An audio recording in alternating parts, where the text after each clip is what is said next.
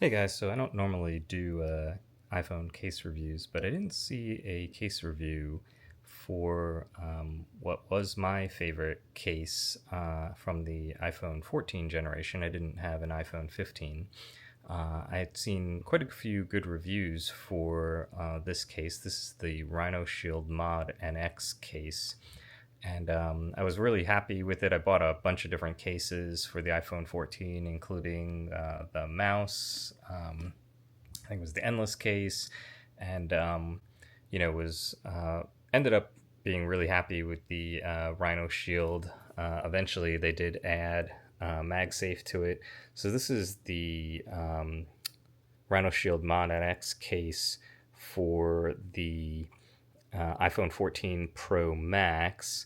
And I just wanted to do a quick comparison between this and the Rhinoshield Mod NX for the new iPhone 16 Pro Max. So, as you can see here, this case does have some scratch marks on it and stuff like that. It got kind of scuffed up over time, but it's held up really well, and it's protected the phone really well. And don't really have any, major complaints. I haven't dropped the phone from large heights or anything like that, but I certainly have dropped the phone before, and the phone is completely fine. Have never had any major issues with it or anything. When I bought the iPhone 14 Pro Max or iPhone 16 Pro Max, I immediately ordered the Rhino Shield Mod NX. It did take quite a while to arrive because they said it got held up in customs or something. I guess it ships from Canada maybe or something, and being based in the U.S., it took a little while.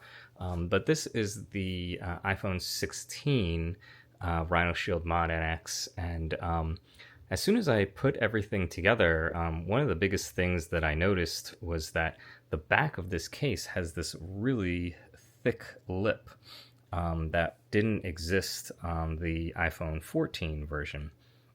And while I'm sure, it adds some level of protection, like I said, I didn't really feel like I needed any additional protection on the iPhone 14. As a comparison, you can see the iPhone 14, the back sits pretty much flush with the back plastic, clear plastic that comes with the Mod NX, which is optional. But even if you take off this back plastic on the iPhone 16, you still have this big lip. And it makes it rather uncomfortable to actually hold in your hand. I find like the way that these edges are set up, they kind of dig into your hands and stuff like that.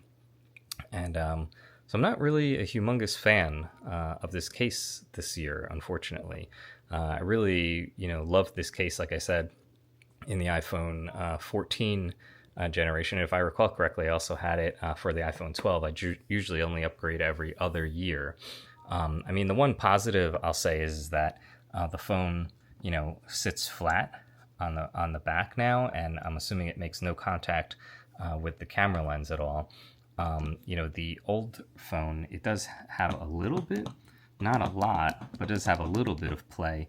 And, it maybe, I don't think it's resting on the camera. I think it's resting, primarily on this little lip that they have set up here. But the phone was a lot more comfortable to hold because everything was flat on the back. Everything was even. And that's just not the case at all with this new iPhone 16 Pro Max case by Rhinoshield. So I'm a little disappointed. I really wish if they did want to add some extra protection, on this, that maybe they made a separate version of this case that offered additional protection. The other thing that I don't really like is, Rhinoshield is really well known for its floating buttons, and you can even swap out the buttons to give you custom colors. And for whatever reason, they didn't include a button, didn't design a button, didn't think about it. Maybe it's a future edition that they'll add a button or something, but there's no button here for the camera control. And I understand that a lot of case manufacturers didn't do this, but it's really disappointing considering this case I think is over $50 US. It's not a cheap case, and they didn't design it with the camera control button in mind. There's also this weird kind of indentation. I'm not sure if you could really see it, but there's this weird indentation here on the camera control. So it like kind of dips down on this side, but it doesn't dip down on this side. So again, when you're holding it, it's not the most comfortable thing in the world. You know, it again will kind of dig into your hand a little bit. And, you know, I'm not really too impressed with the Rhinoshield overall, especially because, like, you know, I usually hold it with my left hand here. And now I'm finding, you know, that it's digging into the back of my fingers, digging into the back of this case here. And then there's, I guess the reason it's kind of lowered here is so you can put your fingers on it. But it's like digging into my fingers here. It's just not the most comfortable case in the world to hold. And, you know, just as a comparison here, when I found out that most cases did not include a button or some kind of protection for the camera control, I actually ordered from Amazon these two cases here, and they're both made by Supcase. It's the Unicorn Beetle, and this case does have you know, a nice camera control button that works perfectly fine. And then there's another version of the Unicorn Beetle that comes with a MagSafe stand, so you could actually pull this out and use this as a stand for the phone. So the phone will, you know, stand up either horizontally or vertically. And, you know, unfortunately, these cases actually were significantly cheaper. I think these were only, I think the one without the MagSafe stand was $18.99 off of Amazon, and I think this one was maybe $24.99. Now, if you look here, like, you know, I've had these cases on the phone. I just received the Rhinoshield today, so I've had my phone for a little over a week, so I was using some of these other cases. But you could see here in the reflection, you know, these cases do show quite a bit of fingerprints on them, which, you know, isn't great. But, you know, the same thing here with this Unicorn Beetle, you could see there's quite a bit of fingerprints on there. Whereas, you know, I think the, you know, typically when you look here at the, at even the iPhone 14 case, which I've been handling quite, you know, for a long time, you could see there's some scratches and stuff, but there's not really a lot of fingerprints that show on this. And same thing with the plastic on the new Rhinoshield Mod NX. And the new plastic, I don't know if it's different or if it's just over time. It's a lot grippier, which is nice. And they've also changed the plastic on the bumpers, which the bumpers are a lot grippier. So, you know, that's one advantage. So it makes it a little easier to hold, less likely that you're going to drop it.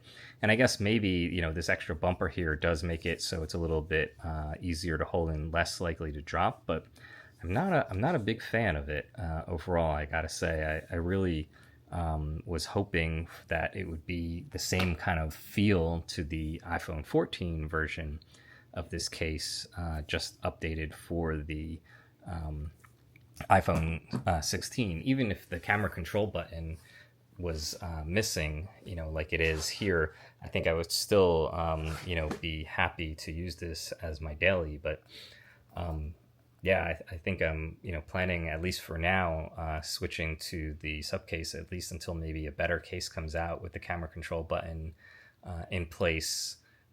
You know, these cases maybe aren't quite as good protection, but, you know, if you're not using, you know, doing anything crazy, I think these cases will perfectly protect the phone on a day-to-day basis.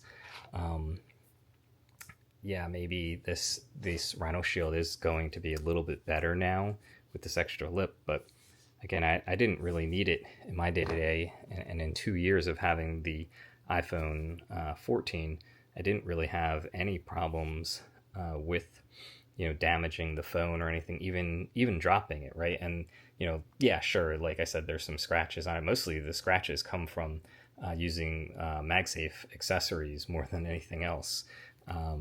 So just wanted to share this, quick review, since I didn't really see a lot of people with the Rhinoshield Mod NX for the iPhone 16 yet. Wanted to share this review and kind of go over it. I will show real quick just kind of like what the phone looks like. I really like this new Supcase Unicorn. So we can pop out the iPhone from the Rhinoshield case and just kind of pop it into the Unicorn. And I will just say, I really like how this case, again, the case itself doesn't give you a ton of like screen protection, right? There's a little tiny bit of a lip. It's not, huge here. There's no lip whatsoever on the back, but again, I don't think you need it. There's a lip here for the camera that protects it, but I think that's really all you need.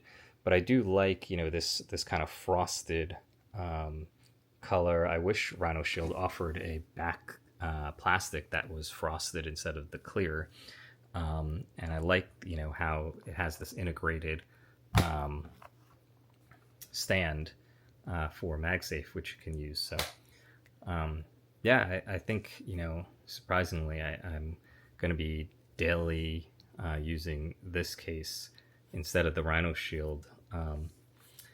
Who knows? Maybe Rhinoshield will come out with an updated case or something, and one with a cover for the or a floating button for the camera control. That would be really nice if they could do something, especially since they've, like I said, they're known for, at least to me, having those floating buttons that are customizable on the rest of the buttons. So anyway, just a really quick review of the Rhinoshield Mod NX for the iPhone 16 Pro Max, and again, in comparison to the Supcase Unicorn Beetle cases that I also have that bought from Amazon. So I hope you enjoyed the video. Thanks.